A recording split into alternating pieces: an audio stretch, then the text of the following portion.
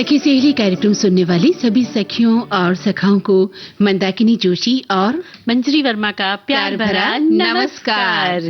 कहिए कैसी हैं मंजरी जी आप? बस यही कहेंगे ना कि हमेशा की तरह बिल्कुल मस्त अच्छी सी हूँ। हाँ, जी वो तो आपको देखकर ही लग रहा है कि बिल्कुल जो है आप खुश लग रही हैं, बहुत ज्यादा और फ्रेश लग रही हैं। जी धन्यवाद। और मुझे लगता है कि जब से मैं सुबह से आपको देख रही हूँ, आप तरह तरह के गीत निकाल रही हैं, कभी किसी गाने को पसंद कर रही हैं, कभी नहीं कर रही हैं, तो संगीत के बीच में रहकर भी आदमी जो है एकदम अपने आप को फ्रेश पाता है, ताजा महसूस करता है। गीत संगीत की दुनिया ऐसी है कि आप कितने भी उदास हों, आप गीत सुन लीजिए, आप एकदम फ्रेश हो जाएंगे। आपको लगेगा ही नहीं कि आपकी उदासी आपके पास से कब कहाँ किधर चली गई, अगर आप बिल्कुल दिल से सुनते हैं। बिल्कुल सही कहा मंजरी। हाँ, लेकिन एक उदासी का सबब आज तो हमारे मन में है। बिल्कुल है ना? बिल्कुल वही हम कहने वाले थे कि जब हमारे बीच से कोई चला जाता है और जब अच्छे गायक गायिका चले जाते हैं तो कहना चाहिए उनके गाने हम सुनकर ही बड़े हुए हैं। बिल्कुल। तो वो गाने हमेशा कानों में दस्तक देते रहते हैं और जब वो व्यक्ति चला जाता है तो बहुत दुख होता है, आंखें भर आती, दिल भर आता है। बिल्कुल। कल मैं एक कार्यक्रम दे रही थी मंजरी, उसमें मैंने कहा कि किसी का जाना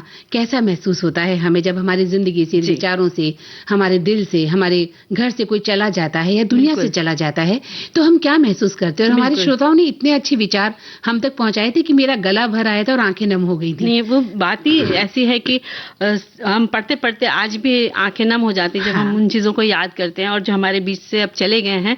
और हम सब उनके परिवार के ही सदस्य कहना चाहिए। वो गाने गाते हैं और हम लोग सुनते हैं ध्यान से, तो हम कहीं ना कहीं उनके साथ एकदम जुड़े होते हैं। और इस कार्यक्रम या इस नौकरी में हमने न जाने कितनी बार इन गायक और गायिकाओं को बजाया और खुद उनके गानों को गुनगुनाया, उनके गानों को जिया हमने। मुझे याद है रफी साहब के इतने सारे गाने हैं जो हमारी जिंदगी से जुड़े हुए लगते हैं, लता जी के, आशा जी के, और आज जो सुमन कल्याणपुर को हमने खो दिया है, उनके गाए गीत जब हम सुनते हैं तो लगता है कि हमारे ही गले का कोई सुर जैसे चला गया है। बिल्कुल ऐसा महसूस होता है ना। इतनी महान गायिका, इतनी शानदार गायिका जिन्होंने बहुत सादगी से अपनी आवाज को पेश किया, आप तक पहुंचाया और हर गीत को उतनी ही कोमलता के साथ, सादगी के साथ, उतार चढ़ाव के साथ गाया। और उतनी ही उनका स्वभाव भी सादगी भरा था। बहुत ही सरल स्वभाव की महिला हैं वो थी और जो आज हमारे बीच नहीं है, तो उनको हम सभी लोग और सभी विविध भारती परिवार की तरफ से विनम्र श्रद्धांजलि अर्पित करते हैं। बिल्कुल।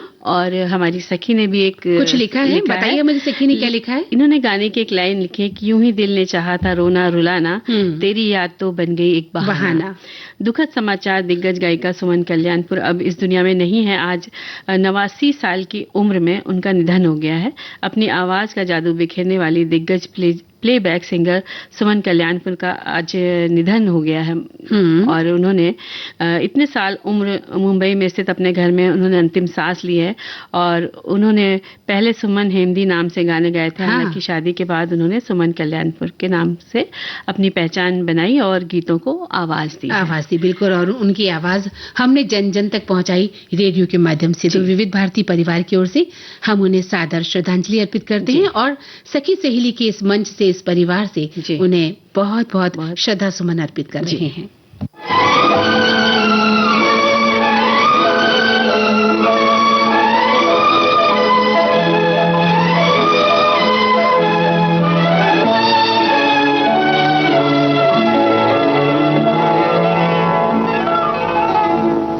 तुझे प्यार करते हैं, करते रहेंगे कि दिल बन के दिल में धड़कते रहेंगे। तुझे प्यार करते हैं, करते रहेंगे कि दिल बन के दिल में धड़कते रहेंगे।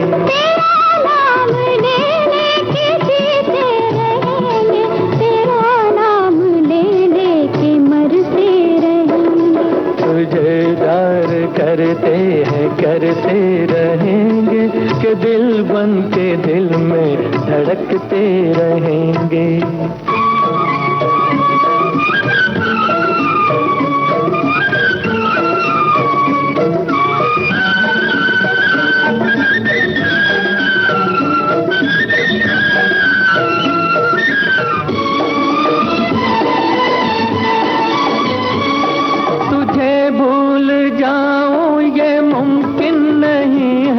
कहीं भी रहूं मेरा दिल तो यही है। तुझे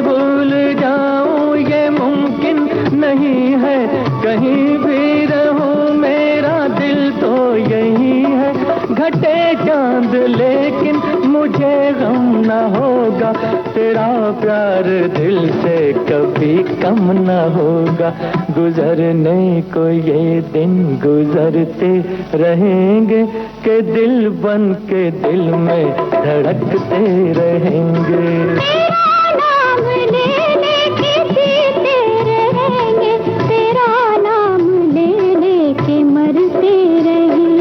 तुझे प्यार करते रहेंगे कि दिल बन के दिल में धड़कते रहेंगे।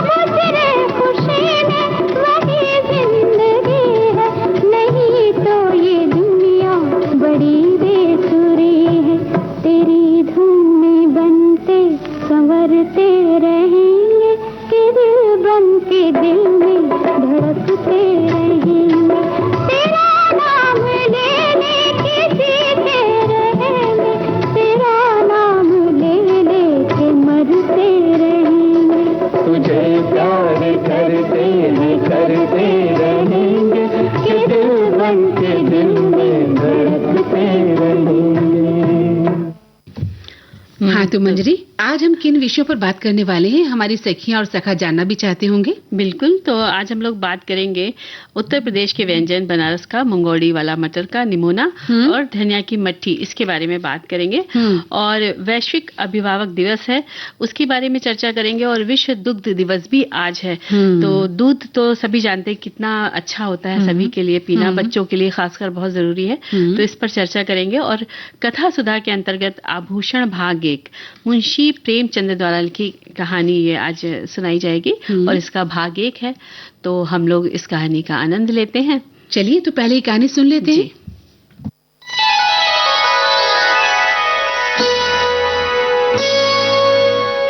कथा सुधा, भाव भरी कहानियों का सागर, जिसकी लहरें कभी मुस्कुराहट सजाएंगी तो कभी आंखें नम कर जाएंगी। सामाजिक सरोकार से लेकर परिवार तक की होंगी बातें। कुछ मनोरंजन होगा तो कुछ सीख भी मिल जाएगी। हर बार नई अनसुनी कहानी की अलग अंदाज में होगी बयानी।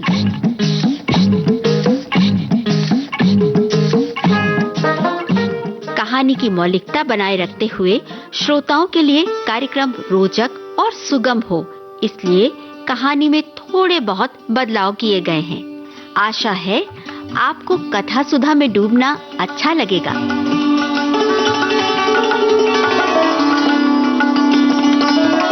कथा सुधा में सुनिए मुंशी प्रेमचंद की कहानी आभूषण। आज सुनते हैं इस कहानी की पहली कड़ी।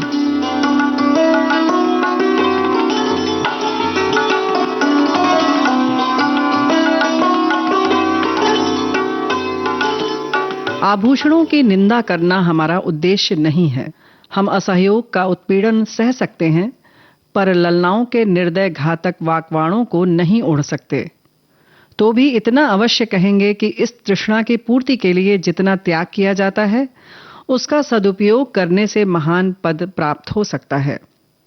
यद्यपि हमने किसी रूपहीना महिला को आभूषणों की सजावट से रूपवती होते नहीं देखा, तथापि हम ये भी मान लेते हैं कि रूप के लिए आभूषणों की उतनी ही जरूरत है जितनी घर के लिए दीपक की। किंतु शारीरिक शोभा के लिए हम तन को कितना मलिन, चित्त को कितना अशांत और आत्मा को कितना कलुषित बना लेते हैं, इसका हमें कदाचित ज्ञान ही नहीं होता। इस दीपक की ज्योति में आंखें धुंधली हो जाती हैं।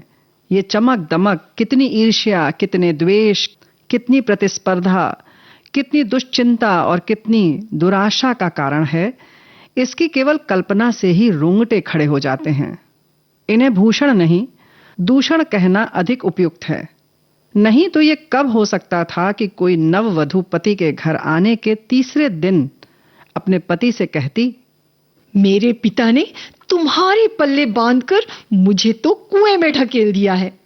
शीतला आज अपने गांव के तालुकेदार कुंवर सुरेश सिंह की नवविवाहिता वधू को देखने गई थी। उसके सामने ही वो मंत्रमुग्ध सी हो गई।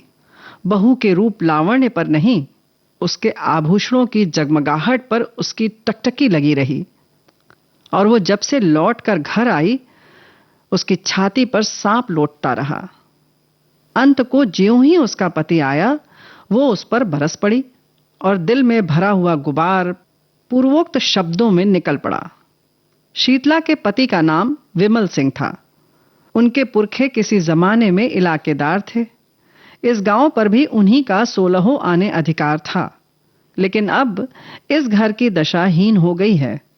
सुरेश सिंह के पिता जमींदार के काम में दक्ष थे। विमल सिंह का सब इलाका किसी न किसी प्रकार से उनके हाथ आ गया। विमल के पास सवारी का टट्टू भी न था। उसे दिन में 2 बार भोजन भी मुश्किल से मिलता था। उधर सुरेश के पास हाथी, मोटर और कई घोड़े थे। 10-5 बाहर के आदमी नित्य द्वार पर पड़े रहते थे। पर इतनी विषमता होने पर भी दोनों में भाईचारा निभाया जाता था। शादी ब्याह में, मुंडन छेदन में परस्पर आना जाना होता रहता था। सुरेश विद्या प्रेमी थे। हिंदुस्तान में ऊंची शिक्षा प्राप्त करके वो यूरोप चले गए और सब लोगों की शंकाओं के विपरीत वहां से आर्य सभ्यता के परम भक्त बनकर लौटे। वहां के जड़वाद, कृत्रिम भोगलिप्सा और अमानुषिक मदान्धता ने उनकी आंखें खोल दी थीं। पहले वो घर वालों के बहुत जोर देने पर भी विवाह करने को राजी नहीं हुए थे। लड़की से पूर्व परिचय हुए बिना प्रणय नहीं कर सकते थे। पर यूरोप से लौटने पर उनके वैवाहिक विचारों में बहुत बड़ा परिवर्तन हो गया। उन्होंने उसी पहले की कन्या से बिना उसके आचार विचार जाने हुए विवाह कर लिया। अब वो विवाह को प्रेम का बंधन नहीं, धर्म का बंधन समझते थे। उसी सौभाग्यवती वधू को देखने के लिए आज शीतला अपनी सास के साथ सुरेश के घर गई थी। उसी के आभूषणों की छटा देखकर वो मर्माहत सी हो गई। विमल सिंह ने व्यथित होकर कहा, तो माता पिता से कहा होता सुरेश से ब्याह कर देते और वो तुम्हें गहनों से लाद सकते थे। तो गाली क्यों देते हो? गाली नहीं देता, बात कहता हूं। तुम जैसी सुंदरी को उन्होंने नाहक मेरे साथ ब्याह। लजाते तो नहीं, उल्टे और ताने देते हो। भाग्य मेरे वश में नहीं है और इतना पढ़ा भी नहीं हूं कि कोई बड़ी नौकरी करके रुपए कमाऊं। ये क्यों नहीं कहते कि प्रेम ही नहीं है? प्रेम हो तो कंचन बरसने लगे। तुम्हें गहनों से बहुत प्रेम है। सभी को होता है, मुझे भी है। अपने को अभागिनी समझती हो? हूं ही, समझना कैसा? नहीं तो क्या दूसरे को देखकर तरसना पड़ता। गहने बनवा दूं तो अपने को भाग्यवती समझने लगोगी? तुम तो इस तरह पूछ रहे हो जैसे सुनार दरवाजे पर ही बैठा है। नहीं, सच कहता हूं, बनवा दूंगा, लेकिन कुछ दिन सब्र करना पड़ेगा। समर्थ पुरुषों को बात लग जाती है तो प्राण ले लेते हैं। सामर्थ्यहीन पुरुष अपनी ही जान पर खेल जाता है। विमल सिंह ने घर से निकल जाने की ठानी। निश्चय किया, या तो इसे गहनों से ही लाद दूंगा या वैधव्य शोक से। या तो आभूषण ही पहनेगी या सिंदूर को भी तरसेगी। दिन भर वो चिंता में डूबा पड़ा रहा। शीतला को उसने प्रेम से संतुष्ट करना चाहा था। आज अनुभव हुआ कि नारी का हृदय प्रेम पाश से नहीं बंधता, कंचन के पाश ही से बंध सकता है। पहर रात जाते जाते वो घर से चल खड़ा हुआ। पीछे फिर कभी न देखा। ज्ञान से जागे हुए विराग में चाहे मोह का संस्कार हो, पर नैराश्य से जागा हुआ विराग अचल होता है। प्रकाश में इधर की वस्तुओं को देखकर मन विचलित हो सकता है, पर अंधकार में कितना साहस है जो लीक से जौबर हट सके। विमल के पास विद्या न थी, कला कौशल भी न था। उसे केवल अपने कठिन परिश्रम और कठिन आत्मत्याग ही का आधार था। वो पहले कलकत्ते गया, वहां कुछ दिन तक एक सेठ की अगवानी करता रहा। वहां जो सुन पाया कि रंगून में मजदूरी अच्छी मिलती है, तो वो रंगून जा पहुंचा और बंदर पर माल चढ़ाने उतारने का काम करने लगा। कुछ तो कठिन श्रम, कुछ खाने पीने के असंयम और कुछ जलवायु की खराबी के कारण वो बीमार हो गया। शरीर दुर्बल हो गया, मुख की कांति जाती रही, फिर भी उससे ज्यादा मेहनती मजदूर बंदर पर दूसरा न था। और मजदूर थे, पर ये मजदूर तपस्वी था। मन में जो कुछ ठान लिया था उसे पूरा करना उसके जीवन का एकमात्र उद्देश्य था।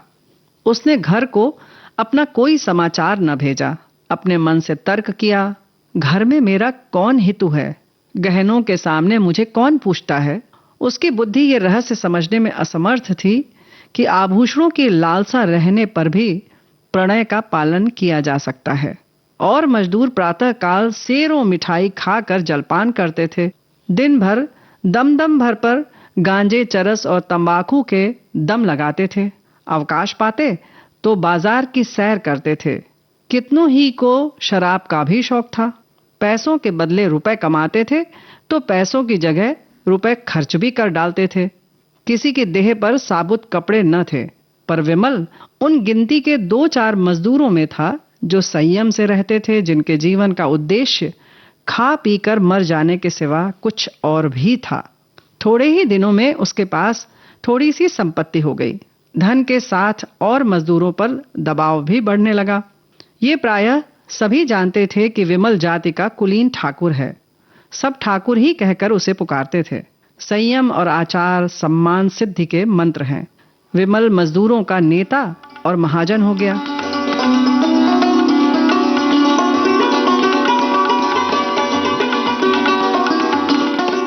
विमल को रंगून में काम करते हुए 3 वर्ष हो चुके थे।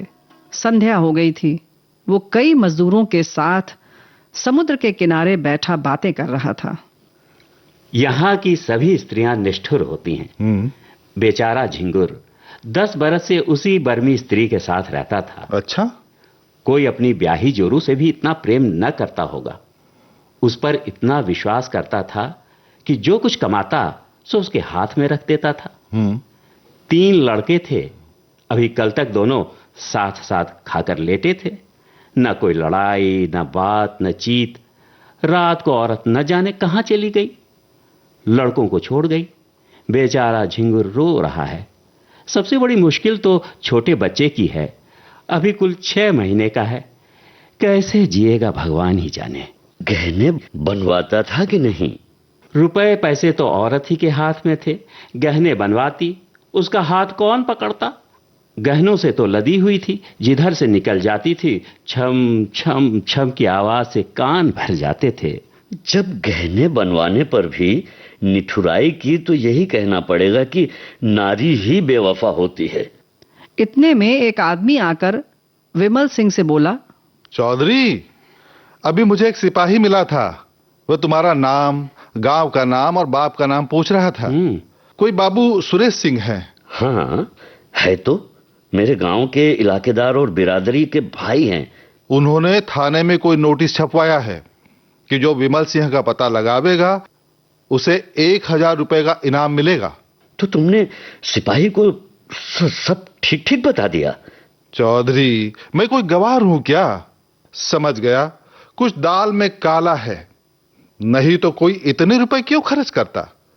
मैंने कह दिया कि उनका नाम विमल सिंह नहीं, अच्छा, जसोदा पांडे है। बाप का नाम सुक्खू बताया और घर जिला झांसी में। पूछने लगा, यह कितने दिन से रहता है? मैंने कहा कोई 10 साल से। तब कुछ सोचकर चला गया। मुझसे कहता था कि ठीक ठीक बता दो तो 50 रुपए मैं तुम्हें दिला दूं।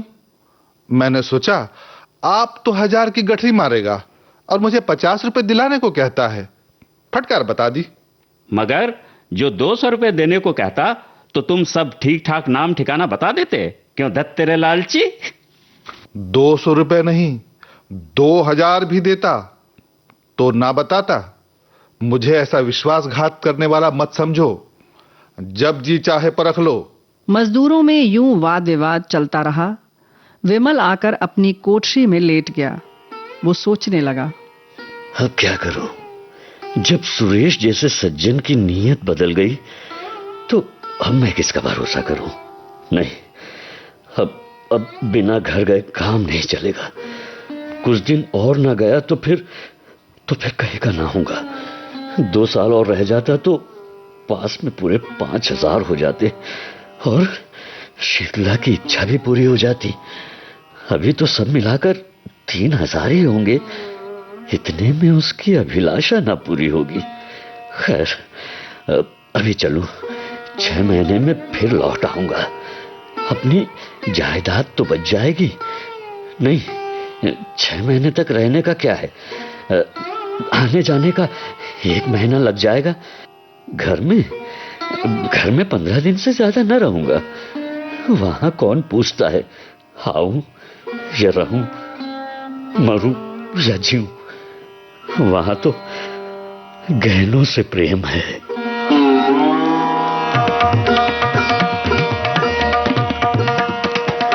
इस तरह मन में निश्चय करके वो दूसरे दिन रंगून से चल पड़ा। संसार कहता है कि गुण के सामने रूप की कोई हस्ती नहीं। हमारे नीति शास्त्र के आचार्यों का भी यही कथन है, पर वास्तव में ये कितना भ्रम मूलक है। कुंवर सुरेश सिंह की नववधू मंगला कुमारी गृह कार्य में निपुण, पति के इशारे पर प्राण देने वाली, अत्यंत विचारशीला, मधुर भाषिणी और धर्म भीरू स्त्री थी। पर सौंदर्य विहीन होने के कारण पति की आंखों में कांटे के समान खटकती थी। सुरेश सिंह बात बात पर उस पर झुंझलाते, पर घड़ी भर में पश्चाताप के वशीभूत होकर उससे क्षमा मांगते। किंतु दूसरे ही दिन वही कुत्सित व्यापार शुरू हो जाता। विपत्ति ये थी कि उनके आचरण अन्य रईसों की भांति भ्रष्ट न थे। वो दाम्पत्य जीवन ही में आनंद, सुख, शांति, विश्वास, प्रायः सभी ऐहिक और पारमार्थिक उद्देश्य पूरा करना चाहते थे, और दाम्पत्य सुख से वंचित होकर उन्हें अपना समस्त जीवन नीरस, स्वादहीन और कुंठित जान पड़ता था। फल ये हुआ कि मंगला को अपने ऊपर विश्वास न रहा। वो अपने मन से कोई काम करते हुए डरती कि स्वामी नाराज होंगे। स्वामी को खुश करने के लिए अपनी भूलों को छिपाती, बहाने करती, झूठ बोलती। नौकरों को अपराध लगाकर आत्मरक्षा करना चाहती। पति को प्रसन्न करने के लिए उसने अपने गुणों की, अपनी आत्मा की अवहेलना की, पर उठने के बदले वो पति की नजरों से गिरती ही गई। नित्य नए श्रृंगार करती, पर लक्ष्य से दूर होती जाती थी। पति की एक मधुर मुस्कान के लिए, उनके अधरों के एक मीठे शब्द के लिए उसका प्यासा हृदय तड़प तड़प कर रह जाता था। लावण्य विहीन स्त्री वो भिक्षुक नहीं है जो चंगुल भर आटे से संतुष्ट हो जाए। वो भी पति का संपूर्ण अखंड प्रेम चाहती है, और कदाचित सुंदरियों से अधिक, क्योंकि वो इसके लिए असाधारण प्रयत्न और अनुष्ठान करती है।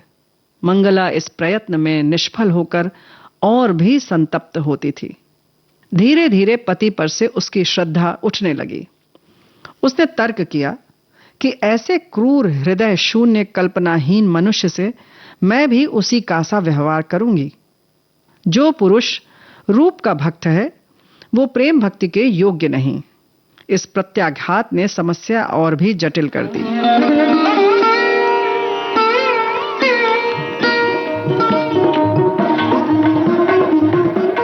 कथा सुधा में आप सुन रहे थे मुंशी प्रेमचंद की कहानी आभूषण का पहला भाग। इसमें भाग लेने वाले कलाकार हैं सूत्रधार रेणु चतुर्वेदी, विमल सिंह, जी श्याम, शीतला, पूनम त्रिपाठी, सुरेश सिंह, जयंत पात्रिकर, मंगला, ममता सिंह, मजदूर राजेश झा और आदमी दीपक केसावलेकर।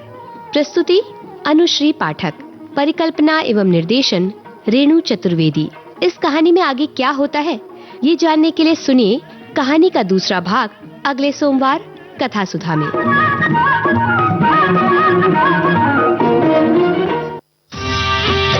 2 जून सखी सहेली के आंगन में सजेगी खुशियों की रंगोली, हंसी की खनक, यादों की महक, बातों में घुलेगी आत्मीयता की रोली।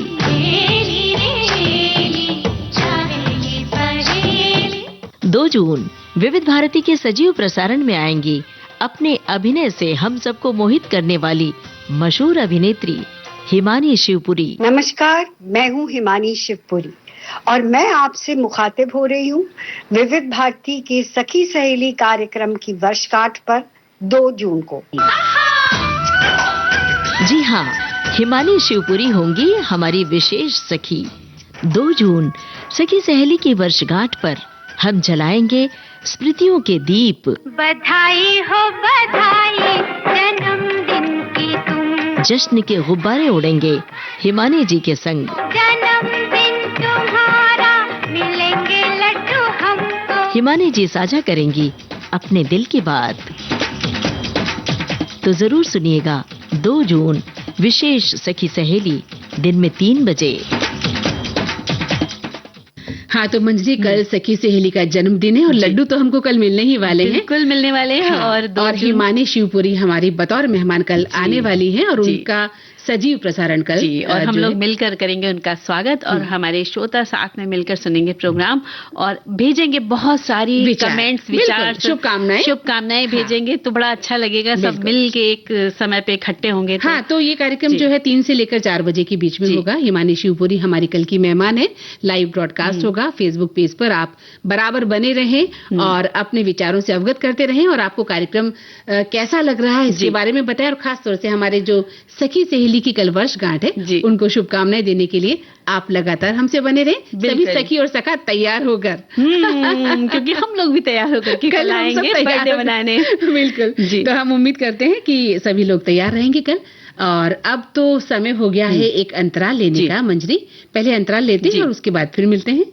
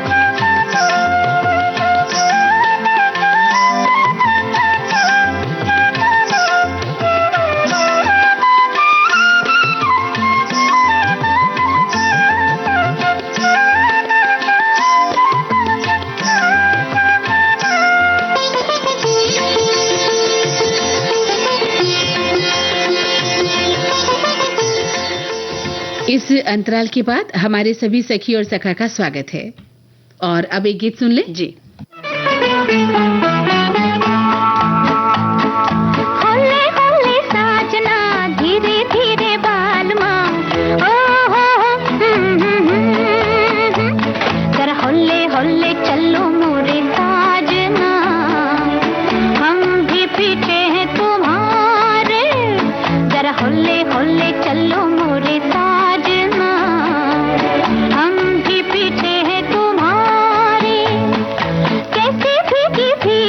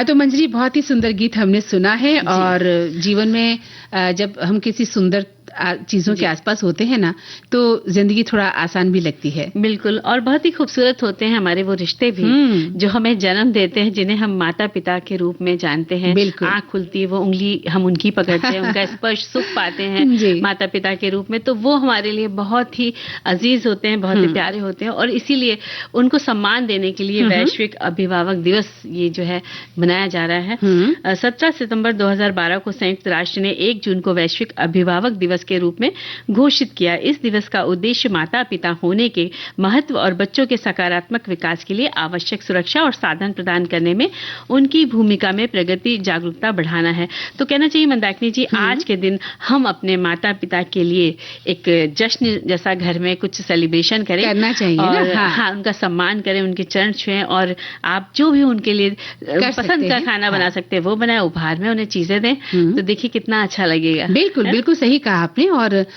जो माता पिता के सबसे करीब होते हैं वो हमारे माता पिता ही जो हमारे सबसे करीब होते हैं। और बच्चा जब घर से कई बातें सीखता है और जैसा अपने माता पिता को करते देखता है वैसा ही व्यवहार उसकी आदत में भी आता है।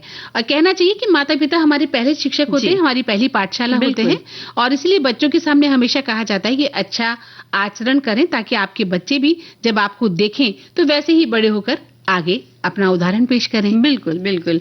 और ये दिन माता पिता और अभिभावकों के प्रति सम्मान, प्रेम और कृतज्ञता व्यक्त करने के लिए समर्पित है। बच्चे के जीवन में अभिभावकों की भूमिका सबसे महत्वपूर्ण होती। केवल पालन पोषण ही नहीं करते बल्कि उनके जीवन जीने की सही दिशा, संस्कार, अनुशासन और नैतिक मूल्य भी सिखाते हैं। और वो अपने बच्चों के सुख दुख के साथ मंदाकिनी जी हमेशा खड़े रहते हैं। और एक बच्चे की सफलता के पीछे उसके अभिभावकों का त्याग, मेहनत और समर्पण छिपा होता है। वे अपनी इच्छाओं को पीछे रखकर अपने बच्चों के सपने को पूरा करने का प्रयास करते हैं। हाँ बिल्कुल। और आज की अगर हम बात करें मंजरी, तो आज के आधुनिक समय में बच्चों और अभिभावकों के बीच थोड़ा संवाद कम हो रहा है ना। और उसका कारण भी है मोबाइल और सोशल मीडिया, ये हमारी जिंदगी बन गए हैं, है ना। तो रिश्तों में दूरी बढ़ गई है। ऐसे में क्या है कि वैश्विक जो अभिभावक दिवस हमें ये याद दिलाता है कि हमें अपने माता पिता को समय देना चाहिए, उनका सम्मान करना चाहिए और उनकी भावनाओं को समझना बेहद जरूरी है। बिल्कुल। और ये दिन आज का केवल ये नहीं कि आपने हमें जन्म दिया धन्यवाद कहकर हमने इतिश्री कर दी, नहीं, ये वो दिन नहीं है, बल्कि अपने रिश्तों को और मजबूत बनाने का ये दिन हमें संदेश देता है। और हमें ये समझना चाहिए कि जो हमारे पेरेंट्स हैं उनका प्यार तो निस्वार्थ होता है और उनका स्थान जीवन में सबसे ऊंचा होना चाहिए। बिल्कुल। और मंदाकिनी जी हम कह सकते हैं कि माता पिता वो छांव है जिसके रहते जीवन की हर धूप हल्की लगती है। उन्हें सुरक्षा, स्नेह और अपनापन में उनसे मिलता है।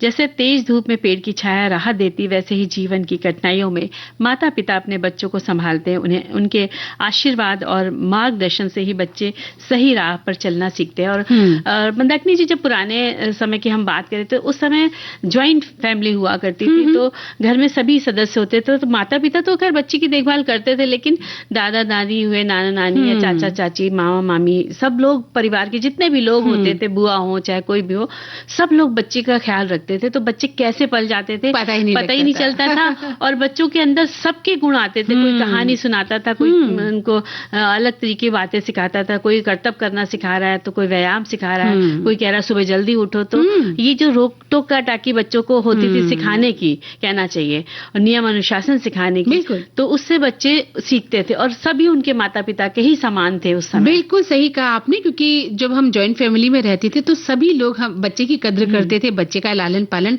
कैसे होता था माता पिता को पता नहीं चलता था। लेकिन मंजरी आज स्थिति बिल्कुल अलग है। आज हम जॉइंट फैमिली में नहीं रहते हैं, जहां तक है एकल परिवार हो गए हैं। और ऐसे में बच्चे को जो नौकरी करने वाले माता पिता हैं वो किसी केयर टेकर के उसमें छोड़ जाते हैं। और मुझे खुद भी याद है, मेरे माता पिता दोनों सरकारी नौकर थे, सरकारी नौकरी करते थे और हमें किसी केयर टेकर के पास छोड़ जाते थे। वो किस तरह से हमारा लालन पालन करती थी ये तो भगवान ही जाने। और होता था कि जब माता पिता आते थे बड़े परेशान आते थे, क्योंकि जो केयर टेकर है वो उस तरह से तो नहीं पाल सकती बच्चों को जैसे माता पिता या परिवार के सदस्य पालते हैं। और देखिए हमारे बहुत सारे साथियों ने भी संदेश लिखकर भेजा है। एक लिखते हैं कि माता पिता सिर्फ एक रिश्ता नहीं होता, वो हमारा पहला विद्यालय होते हैं जहाँ से हमारे संस्कारों की नींव गढ़ी जाती है। माँ अगर उंगली पकड़कर चलना सिखाती है तो पिता उंगली छोड़कर संभल संभलना, दुनिया का हर रिश्ता कुछ ना कुछ मांगता है, पर माता पिता वो होते हैं जो अपनी संतान के प्रति जीवन भर निस्वार्थ स्नेह रखते हैं। उनका प्रेम किसी पैमाने पर मापा नहीं जा सकता, सिर्फ महसूस किया जा सकता है। बचपन में उंगली पकड़कर चलना सिखाना, जवानी में परछाई की तरह साथ रहना और वृद्धावस्था में भी संतान के प्रति चिंतित रहना ही उनके निस्वार्थ प्रेम को दिखाता है। बहुत प्यारी सी बहुत सुंदर बात लिखी है। और वहीं एक श्रोता लिखते हैं कि सखी सहेली मंच संभाल रही दोनों बहनों को बहुत सप्रेम नमस्कार लिखते हैं। आज अभिभावक दिवस है, इस दिन विशेष का बड़ा महत्व है। इस दिन का आज के दिन दुनिया के सभी माता पिता के साथ साथ सभी अभिभावकों को बच्चों के लालन पालन के साथ उनकी सुरक्षा और सर्वांगीण विकास के प्रति उनके निस्वार्थ समर्पण और बलिदान के लिए सम्मानित करना है। माता के लिए गुजराती मुहावरा है, माई माँ बाकी बगा वगड़ा नावा, मतलब माँ के बिना सब जग उजड़ा हुआ यानी वीराना सा लगता है। बिल्कुल, बहुत सुंदर सी बात लिखी है। ऐसे हमारे साथी लिखते हैं कि आज अभिभावक दिवस पर विशेष बधाई। अभी तो कोई कलम नहीं बनी है जो माता पिता पर कुछ सर्वश्रेष्ठ लिख सके, ये तो ईश्वर के बस की भी बात नहीं। मेरी हर खुशी का रास्ता माँ से होकर जाता है और मुझे दुनियादारी का सबक मेरे माता पिता सिखाते हैं। माता पिता का प्यार इस दुनिया का सबसे निस्वार्थ, पवित्र और अनमोल एहसास है। ये वो पूंजी है जो हमें जीवन के हर कदम पर हिम्मत, सुरक्षा और सही संस्कार देती है। इसके बिना जीवन की कल्पना करना भी असंभव है। वहीं एक श्रोता लिखते हैं कि माता पिता का ही तो प्यार है जो कभी नहीं बढ़ता। जीवन रूपी खुले आकाश में उन्मुक्त पक्षियों के जैसे उड़ने की सीख और हौसला देने वाले वे ही हैं। रोते रोते हंसा देते हैं, दुनियादारी की बातें समझा देते हैं। उनकी ही दुआ से हम बड़ा नाम करते हैं और इस दुनिया पर राज करते हैं। असफलता में भी मुड़कर मत देखो, पर अपनी गरिमा को भी संभाल कर रखो। ऐसी हिदायतें उनसे ही मिलती हैं। उनके आशीर्वाद से बिगड़े काम बन जाते हैं। उनकी सुनाई कहानियों की खुशबू पूरे जीवन भर महसूस करते हैं और वैश्विक अभिभावक दिवस की बहुत बहुत शुभकामनाएं ये हमें देते हैं। तो अब एक गीत सुन ले। जी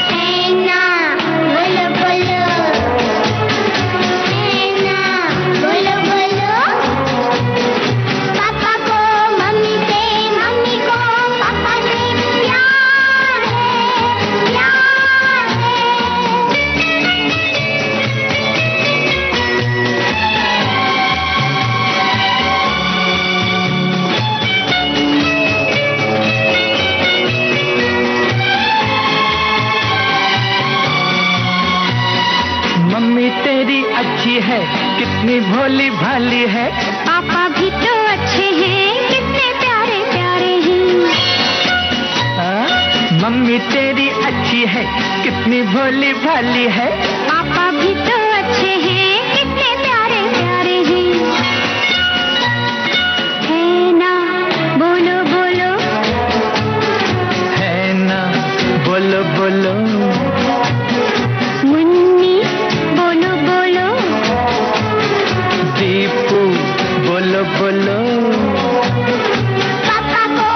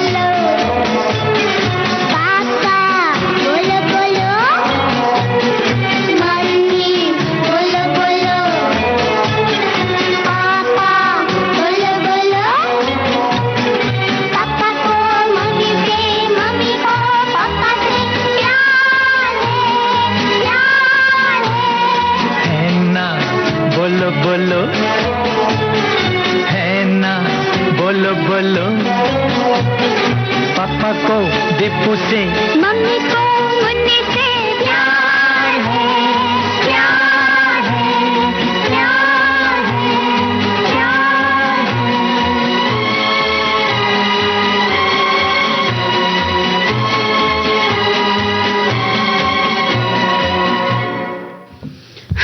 तो देखिए अब हम अगले विषय की ओर बढ़ते हैं। विश्व दुग्ध दिवस है और हम सभी जानते हैं कि बच्चों से लेकर बड़ों तक, बुजुर्गों तक, सभी के लिए, महिलाओं के लिए, बालिकाओं के लिए, सभी के लिए दूध बहुत आवश्यक है।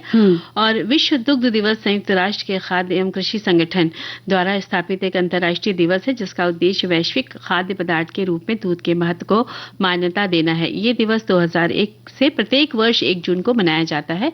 इस दिवस का उद्देश्य डेयरी क्षेत्र से जुड़ी गतिविधियों पर ध्यान आकर्षित करने का अवसर प्रदान करता है। हाँ, बिल्कुल सही कहा आपने। और मंजरी, विश्व दुग्ध दिवस केवल हम इसे कोई उत्सव के रूप में नहीं मना रहे हैं, बल्कि एक आंदोलन है जो दूध को एक महत्वपूर्ण और सुलभ खाद्य स्रोत के रूप में उजागर करता है, जो अरबों लोगों का पोषण करता है। और यही दूध आवश्यक पोषक तत्व हमें प्रदान करता है जो हमारी हड्डियों के स्वास्थ्य के लिए, विकास के लिए और रोग प्रतिरोधक क्षमता को बढ़ाता भी है। बिल्कुल। और विश्व दुग्ध दिवस की जो इस वर्ष की थीम है, महिला किसानों का सम्मान है। रोजाना दूध पीना स्वास्थ्य के लिए अत्यंत फायदेमंद होता है क्योंकि ये कैल्शियम, प्रोटीन, विटामिन डी और पोटेशियम जैसे आवश्यक पोषक तत्वों को एक बेहतरीन स्रोत है। और ये आपकी हड्डियों को भी मजबूत बनाता है, मांसपेशियों के विकास में मदद करता है, रोग प्रतिरोधक क्षमता को बढ़ाता है। कुछ मंदाकिनी जी, कुछ माता पिता ऐसे होते हैं कि उनको लगता है कुछ बच्चे को परेशानी हुई, तो तबीयत खराब हुई तो सीधे वो दूध को ही बोल देते हैं, नहीं दूध बंद कर दो, इसका दूध नहीं पिलाना है। तो बच्चों के मुख से दूध छीनना बहुत गलत बात होती है। आप पहले उसका चिकित्सीय इलाज कीजिए, डॉक्टरी इलाज कीजिए कि उसको क्या समस्या है, तब आप सोचिए कि दूध नुकसान कर रहा है या नहीं कर रहा है। कुछ समय तक तबीयत खराब है तो दूध आप नहीं ना दें, लेकिन ये नहीं कि आप पूरा जीवन पर्यंत दूध बंद कर दें, ये गलत बात है। ये बिल्कुल गलत है। और हमें डॉक्टर खुद नहीं बनना है ना, चाहे कोई भी, अपना भी डॉक्टर हमें खुद नहीं बनना चाहिए। हमें चिकित्सक की सहायता लेनी चाहिए कि क्या दूध हमें नुकसान कर रहा है। दूध हमारे लिए कई बार ऐसा हो सकता है कि हमारे लिए कुछ लोगों को दूध नहीं सूट करता तो वो नहीं पीते हैं, लेकिन उसके लिए साइंटिफिक कारण होने चाहिए, केवल ये नहीं, वहम नहीं होना चाहिए। एक श्रोता लिखते हैं हमारे कि अभिभावक दिवस के साथ साथ आज विश्व दुग्ध दिवस हम मना रहे हैं। दूध एक ऐसी जरूरत है जो बच्चों से लेकर बड़ों तक सभी के लिए जरूरी है। वैश्विक आहार में दुग्ध का बड़ा महत्व रहा है। इसे संपूर्ण आहार माना जाता है जिसमें कैल्शियम, प्रोटीन, विटामिन और पोटेशियम जैसे शरीर के विकास के लिए आवश्यक पोषक तत्व होते हैं। और इसके बिना सुबह की चाय भी नहीं बनती है, आए हुए मेहमानों का स्वागत नहीं होता। और इसके विधिवत उत्पादन के लिए डेयरी उद्योग का एक बड़ा योगदान रहा है। अपनी हड्डियों के साथ साथ डेयरी उद्योग को भी हमें मजबूत बनाना चाहिए। और एक साथी लिखते हैं, दूध भी हमारे जीवन का अभिन्न चीज है, खासकर कि मेरे लिए तो है, क्योंकि दूध के बिना मेरी मनपसंद अदरक इलायची वाली चाय नहीं बनती। अरे हमारी तो ये भी चाय के शौकीन है जी। और एक लिखते हैं, देश में दूध उत्पादन में गुजरात अग्रणी राज्य है, इन्होंने लिखा है। और एक लिखते हैं कि दूध को अक्सर प्रकृति का संपूर्ण भोजन माना जाता है क्योंकि इसमें मानव के शरीर के लिए आवश्यक लगभग सभी प्रमुख पोषक तत्व जैसे प्रोटीन, वसा, कार्बोहाइड्रेट, कैल्शियम और विटामिन का प्राकृतिक संतुलन होता है। दूध में मौजूद प्रमुख पोषक तत्व जो है प्रोटीन शरीर की मांसपेशियों के निर्माण और मरम्मत के लिए, कैल्शियम और फास्फोरस हड्डियों और दांतों को मजबूत बनाने के लिए, विटामिन ए, डी और B12 आंखों, त्वचा, तंत्रिका तंत्र और ऊर्जा स्तर को के लिए ये बेहतर है। वो बेहतर रखता है, कहना चाहिए। बिल्कुल अच्छा लिखा है। और साथ ही एक श्रोता लिखते हैं कि जो दूध है वो भोजन में महत्वपूर्ण तो होता ही है, साथ ही हमारी सेहत के लिए बहुत जरूरी है। हालांकि ये बात अलग है कि बहुत लोगों को दूध पसंद नहीं आता, लेकिन दूध को ठंडा पदार्थ के रूप में पीना बहुत लोगों को पसंद होता है, खासकर गर्मियों के दिनों में। बिल्कुल। और मंदाकिनी जी, देखा जाए अगर बच्चे आपके सीधा डायरेक्ट दूध नहीं पी रहे हैं तो आप सोचिए कि उसमें थोड़ी सी इलायची मिला के हम पिला दें, या फिर आप दूध को खीर में कन्वर्ट कर दें, या चावल की खीर या सूजी की खीर में भी आप कर सकते हैं, या ड्राई फ्रूट्स पीस करके मिला के कुछ चेंज कर करके, ठंडे शरबत उसमें मिक्स करके भी आप, गुलाब का शरबत मिलाकर भी आप दूध किसी न किसी रूप में आप बच्चों को पिला सकते हैं। खासतौर से छोटे बच्चे और किशोरावस्था वाले जो बच्चे हैं ना, ये थोड़ा परेशान करते हैं कि मम्मी दूध नहीं पीना है, तो उन्हें दूध को तरह तरीके से करके आप पिला सकते हैं ताकि फाइनली दूध तो बच्चे के पेट में जाना ही चाहिए।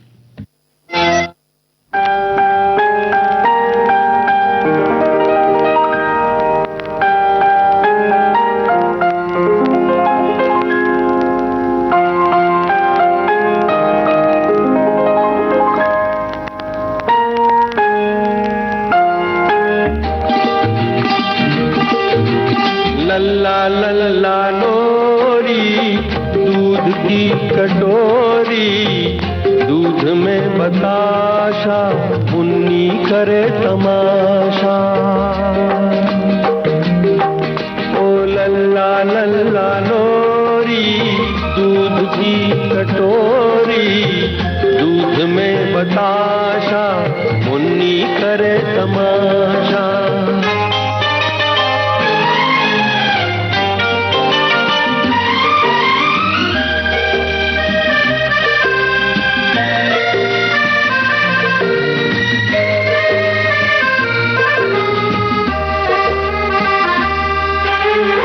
छोटी छोटी प्यारी प्यारी सुंदर परियों जैसी है, छोटी छोटी प्यारी प्यारी सुंदर परियों जैसी है।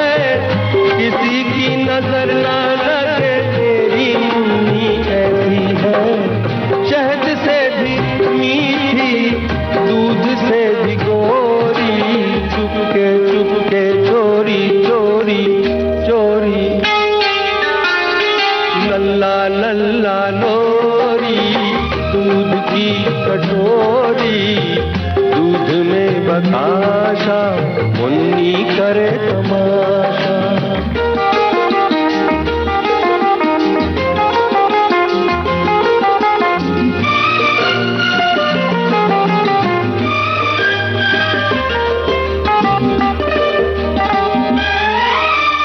कारी रहना के माथे पे चमके चांद की बिंदिया,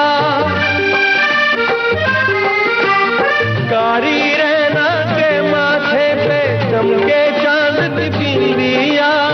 मुन्नी के छोटे छोटे नैनों में खेले नींदिया, सपनों का पलना, आशाओं की डोरी, चुपके चुपके चोरी चोरी चोरी। लल्ला लल्ला लोरी, दूध की कटोरी, दूध में बताशा, मुन्नी करे तमाशा। ओ लल्ला लल्ला लोरी, दूध की कटोरी।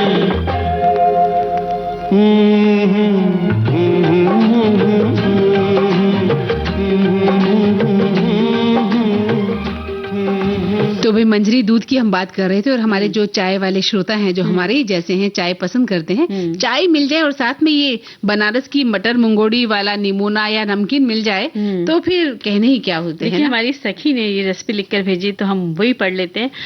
उत्तर प्रदेश का निमोना मुंगोड़ी या मूंग की बड़ी, उड़द की बड़ी, ताजी हरी मटर, पिसे हुए मसालों और मूंग दाल की मंगोड़ियों से बनने वाली एक बेहद स्वादिष्ट और पारंपरिक करी है। ये उत्तर प्रदेश के घरों में सर्दियों के मौसम में चावल के साथ बहुत चाव से खाई जाती है।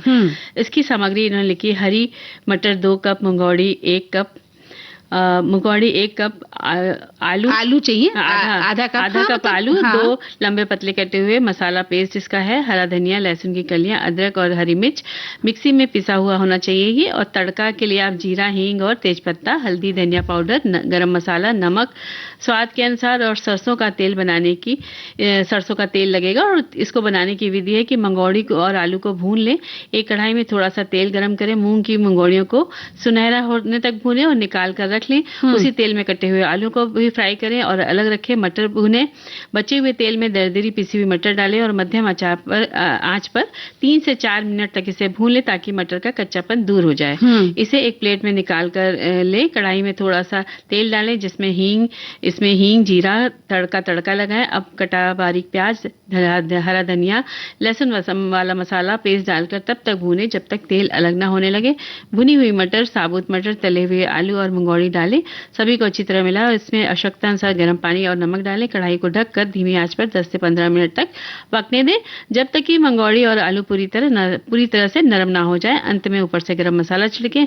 आपकी गर्मा गर्म यूपी स्पेशल मंगौड़ी और निमोना तैयार है। क्या बात है। बहुत ही सुंदर तरीके से इन्होंने इसको तैयार किया है और मुझे लगता है कि बहुत ही स्वादिष्ट होता होगा मंजरी। बिल्कुल, क्योंकि मटर और मंगौड़ी दोनों ही बहुत स्वाद से भरपूर होती है और मेरी तो बहुत फेवरेट है।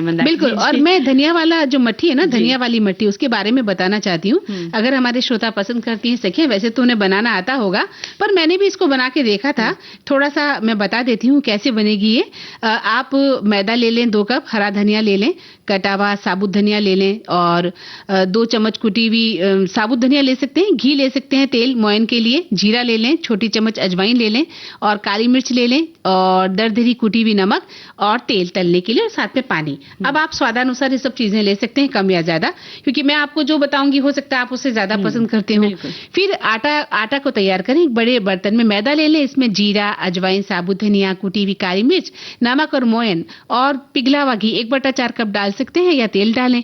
सभी चीजों को हाथों से अच्छी तरह से मिला लें ताकि मैदा में मोयन अच्छे से रच बस जाए, और उसके बाद बारीक कटी हुई हरी धनिया डालकर उसको मिला लें।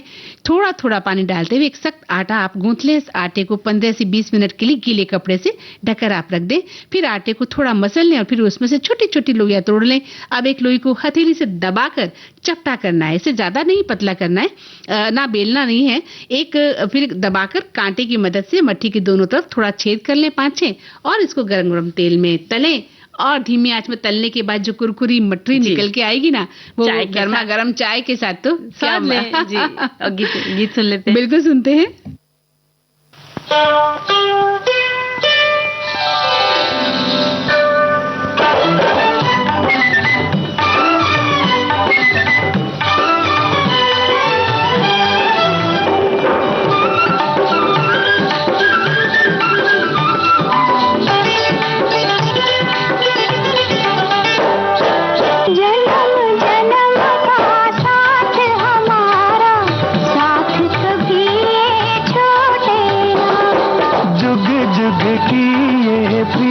पुरानी प्रीत हमारी टूटे ना।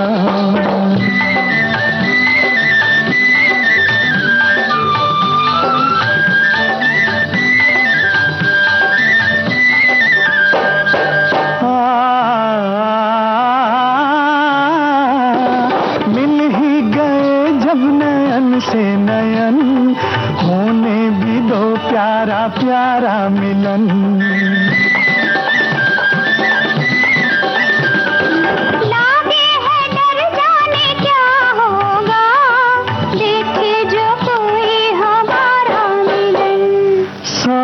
की डोर जो टूटे तो टूटे, प्यार की डोर ये टूटे ना। जन्म जन्म का साथ हमारा, साथ कभी ये छूटे ना।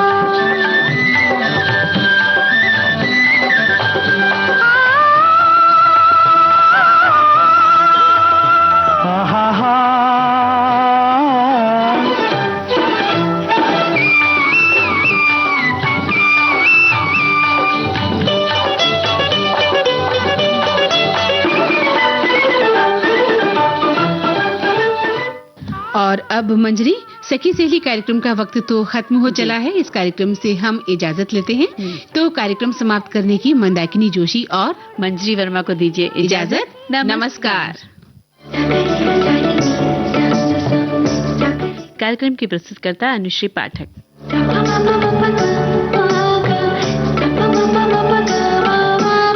सखी सहेली।